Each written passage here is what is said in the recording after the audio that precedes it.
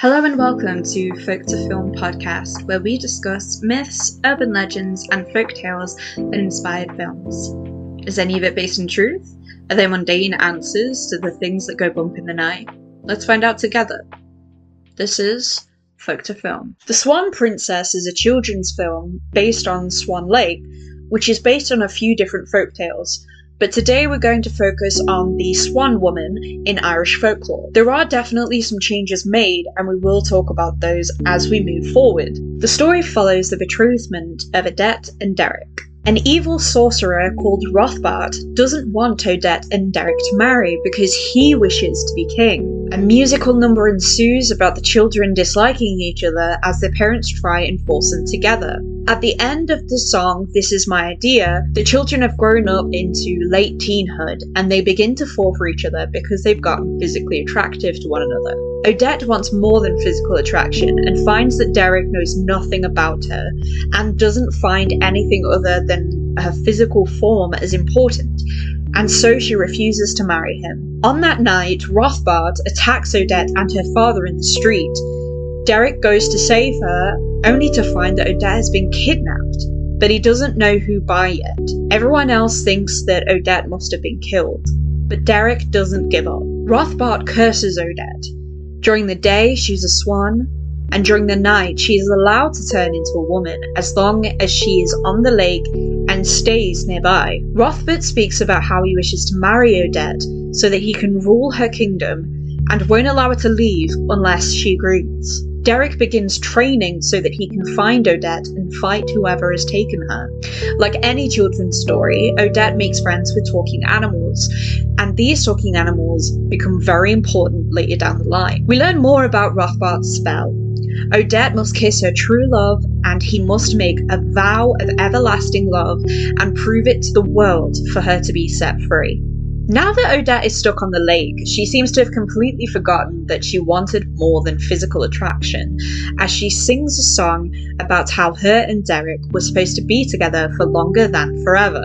Odette and her animal friends get a map from Rothbart's castle so that she can visit the prince in her swan form, hoping that she can get his attention, have him follow her to the lake so that she can show him that she is indeed, in fact, Odette. Derek goes off into the woods and almost shoots Odette in swan form, not knowing who she is. He follows her to the lake where she now resides, and she turns into his human form. Derek swears that he will break the spell for Odette. Back at his castle, he has a new obsession with swans because of his new knowledge about his love. Derek's mother throws a ball for him so that he can meet someone new. She seems to be completely unaffected by the fact that, as far as she's concerned, Odette is dead. We then learn that Odette can die if Derek declares his love to the wrong girl. He even says her name whilst making the vow of true love. However, it does make Odette die. The wrong girl is Rothbart's assistant disguised as Odette. The real Odette is currently in a well in Rothbart's castle, but with the help of her magical talking animal friends, she can get free, but not in time to stop Derek's announcement of true love to the imposter. Rothbart shows up and tells Derek the evil plan that he had. Derek quickly runs to the lake, trying to find Odette. Unfortunately, she dies in his arms, as he screams how the vow was made for her and not for the imposter. Derek and Rothbart fight for Odette's life.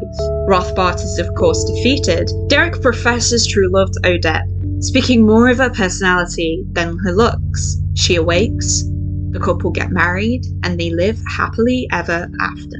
I'd just like to say off the bat that if I pronounce any of the upcoming names incorrectly, I am extremely sorry and I will try to do better in the future. The majority of the story of the Swan Woman in Celtic lore takes place in the other world, the land of the fairies. It takes place in a She, which is a place of fairy mounds and fairy hills.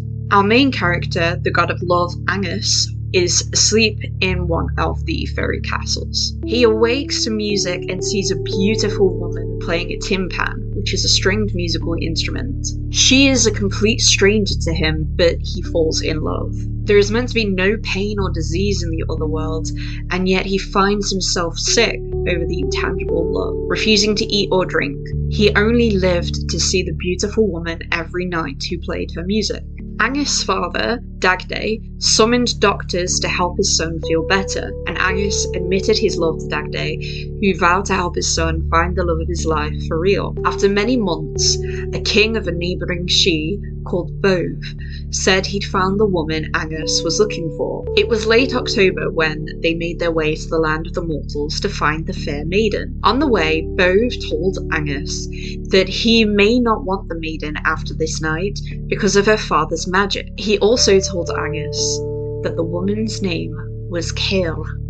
Unfortunately, it was the 31st of October, Samhain night, and this was when mortals had the most magic. Angus and Bove came by a lake where they saw 150 beautiful women who were chained up in burnished gold. Angus recognised his love in the crowd and wished to speak with her. Bove told him to wait, and as midnight came, Angus and Bove saw the women turn into swans. Bove asked Angus if he was still interested in the fair maiden, expecting his friend to say no, but Angus claimed he was still in love with the maiden, and he called out to her. Cael came to Angus and cried that they were too late. He was unable to save her, for now she would spend the remaining year as a swan. Cael told Angus how every other year her father turns her into a swan, and she understands if he no longer wishes to be with her. Angus told Cael that he would always want to be with her. He turned himself into a swan, and the two flew away happily to the other world. Once reaching the other world, the spell that Cael's father had cast had broken, and she returned to her human form, and Angus also transformed back into a human. They were now free to love each other, and that's just what they did. As well as the obvious name changes within this story, I think it's important to notice that in the Swan Princess, a suitor comes and changes Odette into a swan. Whereas in the Swan Woman, it's Cael's father who doesn't want her to be wed. I don't think that there's ever going to be a point where we can say for certain whether there are any truths to these tales or not.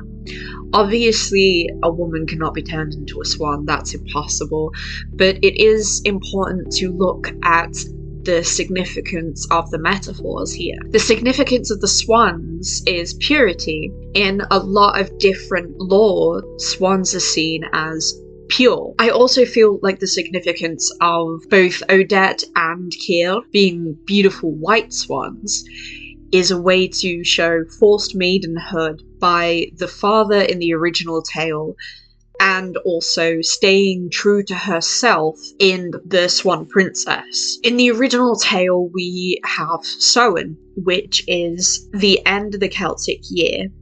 It's the last harvest, and it is a time for a fresh start, which I think is amazing for the Swan Woman, as it shows the ending of something negative and the potential of something good to come to her in the future. Obviously as well, Angus turns himself into a swan, and I believe this may be a metaphor for Angus being willing to do anything for the love that he's found, including being pure and not allowing imperfections to take over and destroy his relationship. Let me know your thoughts. What do you think of the Swan Princess? Do you prefer it to Barbie on Swan Lake? Let me know, and I'll see you in the next episode.